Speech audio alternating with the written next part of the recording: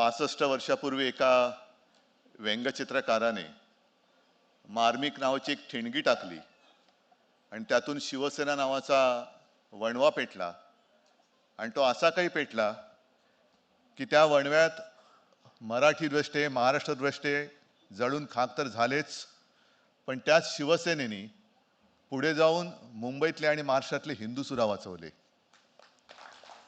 त्या ठिणगीचा, त्या मार्मिकचा आजचा हा 65वा वर्धापन दिन आहे. मी आणि मार्मिक एका वयाचे, त्याच्यामुळे कितवा ते मी कधीच विसरू शकत नाही. पण मार्मिकचं काम अजूनही संपलेलं नाही. आज सुद्धा आपले कार्यकारी संपादक आहेत, अत्यंत चांगल्या पद्धतीने काम सांभाळत आहेत. त्यावेळेची जी काही संपूर्ण वाटचाल होती, मुंबई महाराष्ट्राला मिळाली म्हणण्यापेक्षा मराठी माणसाने मिळवली, पण मुंबईमध्येच मराठी माणूस उपरा झाला होता.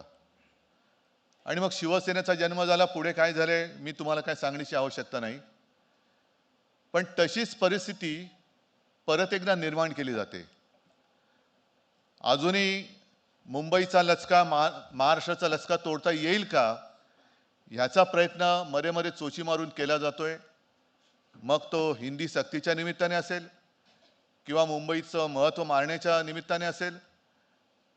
हे प्रयत्न काय थांबलेले नाहीत आणि हे प्रयत्न जोपर्यंत थांबत नाही, किंवा मी असं म्हणेन की या प्रयत्न करणाऱ्यांना जोपर्यंत आपण संपवत नाही, तोपर्यंत मार्मिक आणि शिवसेनेचं काम कधी थांबणार नाही. एकूण वातावरण असं आहे की नेमकं बघायचं कुठे. माणसं तर रोज काही ना काहीतरी चालूच आहे. शेतकऱ्यांच्या आत्महत्या किंवा आणखीन सगळ्या गोष्टी चालू आहेत, पण आमचं लक्ष भरकटून कुठे नेलं जाते? कबुतरांकडे. दुसरीकडे कुठे? कुत्र्यांकडे. म्हणजे आज मी येताना वाचलं की दिल्लीमध्ये कोर्टाने, सर्वोच्च न्यायालयाने आदेश दिले की भटक्या कुत्र्यांना पकडा. मग त्याच्यावरती देशभरात तीव्र नाराजी व्यक्त झाली. मग मला वाटतं मनेका गांधी म्हणाले की जर का असे कुत्रे पकडले तर दिल्लीमध्ये झाडावरती माकडं आहेत, ती खाली येतील.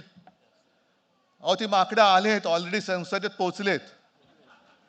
नेहमी उपासन नाही बोलत, तसा व्हिडिओ गेल्या वर्षी जयराम रमेशने ट्विट केलेला आहे. खुर्चीवरती माकड बसले. आता याच्या पलीकडे मी काय सांगू. पण विशेष म्हणजे आता येताना मी बातमी वाचली की आपले सरन्यायाधीश आहेत गवई साहेब, त्यांना खरंच धन्यवाद द्यायचे की देशभरातून भटक्या कुत्र्यांच्या त्या निर्णयाच्या विरोधात एक असं संतापाची लाट निर्माण झाले आणि त्यांनी मत व्यक्त केले की जरी यापूर्वी सर्वोच्च न्यायालयाच्या खंडपीठाने याबद्दल निर्णय दिलेला असला तर मी स्वतः त्यात लक्ष घालेन.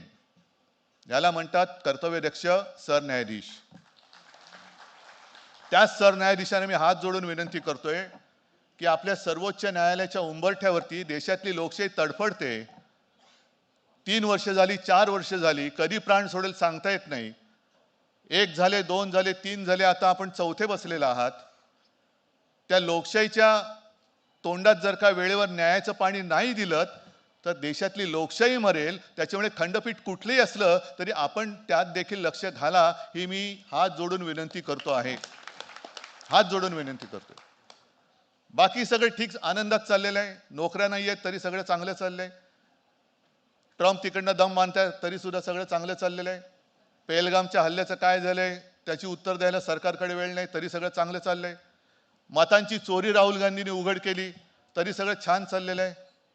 या सगळ्या छान चाललेल्या वातावरणात आपल्या राज्याची एक जी काही संस्कृती आहे, कारण आपण आता संस्कार, संस्कृती हे शब्द इतिहास जमा व्हायला लागलेले. आजचा हा कार्यक्रम ठेवला होता त्याच्यासाठी ठेवलाय.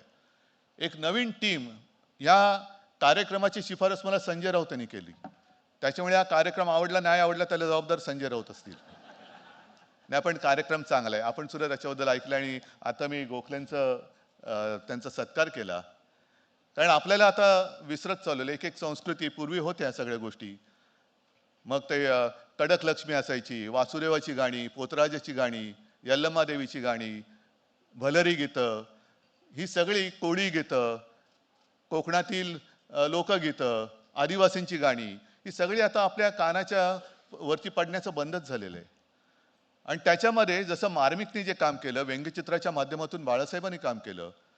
व्यंगचित्र म्हणजे नुसतं ओरबाडायचं नाही, तर मिश्किलपणे मार्मिकपणे बरोबर समाजातली जी काही एक विकृती असेल किंवा अनिष्ट प्रथा परंपरा असेल त्याच्यावरती बोट ठेवायचं. आणि हेच काम आपल्या साधू संतांनी तेव्हा केलं. लहानपणी ते जे भारूड आत्ता आपण आतमध्ये बोलताना बोललो ना, विंचू चावला, माहितीये कोणाला? का कोणीच ऐकलेलं नाहीये? एकनाथांचं, म्हणजे ह्या नाही, ह्या खऱ्या एकनाथांचं, तो त्या एकनाथाचं नाही, भारूड. आणि ते शाहीर साबळे गायचे तेव्हा, विंचू चावला. आणि त्याच्यामध्ये ते शब्द आहेत काय, ते कामक्रोध विंचू चावला. म्हणजे काय की हा असा जो काही विंचू आहे, मग तो सत्तांध असेल, कोणी असेल, कोणत्याही गोष्टीची हाव वाटणं, लोभ असणं, त्यातून माणसामध्ये अहंकार येतो. आणि त्या अहंकाराने असा विंचू चावल्यासारखा वेडापिसा होतो की चुकीचे निर्णय घ्यायला लागतो. आणि मग त्याच्यावरती उतारा सुद्धा त्या एकनाथ महाराजांनी सांगितलंय की तमोगुण मागे सारा, म्हणजे अहंकार आहे ना, 56 इंचाची छाती, तिला जरा थोडी टाचणी मारा, तो गर्व तुमचा खाली येऊ द्या, नाहीतर विंचवाचं विष असं चढेल की त्याचाच तुमचा बळी जाईल.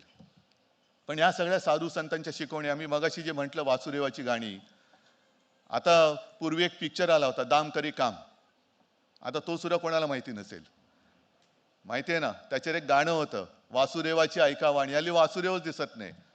म्हणजे पूर्वीचे वासुदेव वेगळे होते, नाक्यावरचे उभे राहणारे वासुदेव वेगळे असतात, त्यांची गाणी वेगळी, यांची गाणी वेगळी.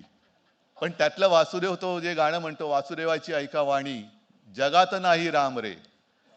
आता हे पिक्चर काढलं असतं तर जगात नाही राम म्हटल्यानंतर हे जे काही नव हिंदुत्ववादी आलेत, भोंदू हिंदुत्ववादी, त्यांनी बंदी घातली असती तिच्यावर. हा राम नाही म्हणतो, पण पुढचं वाक्य महत्वाचं आहे, तेच तर तुम्ही करताय, म्हणजे ते करताय, दाम करी काम, दाम करी काम रे येड्या, दाम करी काम, तेच तर चाललंय. म्हणजे तोंडाने राम राम करायचं, जय श्रीराम, आणि पैसे देऊन धुमाकूळ घालायचा.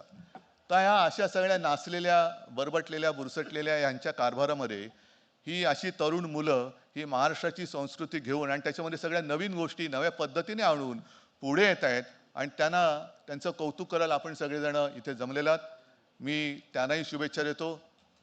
मार्मिक वर्धापन दिनाच्या निमित्ताने आपल्यालाही शुभेच्छा देतो. आणि आपलं पाठबळ हे असंच मार्मिकच्या मागे राहो. गौतमजी, तुम्हाला मी खास धन्यवाद देतोय, कारण तुम्ही या कार्यक्रमाचे प्रायोजक आहात. एकनाथ, म्हणजे ते सुद्धा एकनाथच, त्या एकनाथांची परंपरा तुम्ही चालू ठेवलेली आहे, त्याच्यामुळे तुम्हाला खास मी धन्यवाद देतो. जय हिंद, जय महाराष्ट्र.